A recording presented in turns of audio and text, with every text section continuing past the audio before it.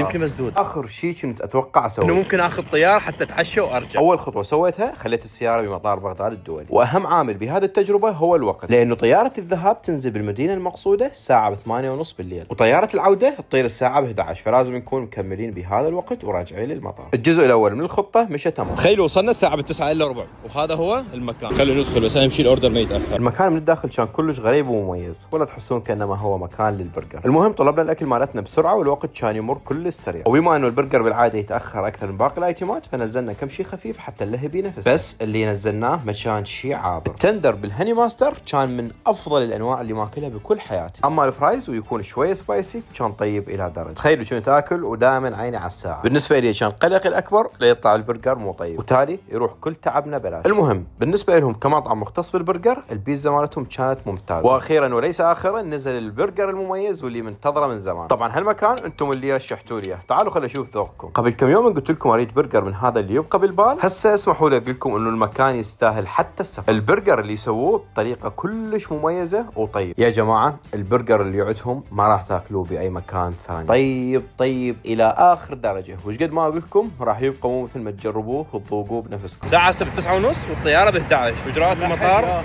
ما اعتقد. المهم اكلنا البرجر وتوجهنا مباشره للمطار. هذا يمكن مسدود، وهنا كانت الصدمه. المطار فارغ اصلا، ما باقيين بس احنا ذي. رحلتنا كانت اخر رحله من المطار، وهذا اخر باص يوصلنا لصاله المغادره، وباللحظات الاخيره الحمد لله قدرنا نلحق على الطياره. اليوم كنت عند بانز بايز اللي موجود باربيل، وكذلك عندهم فرع موجود بمحافظه الموصل، وانتم اكتبوا لي وين اطيب برجر مجربين.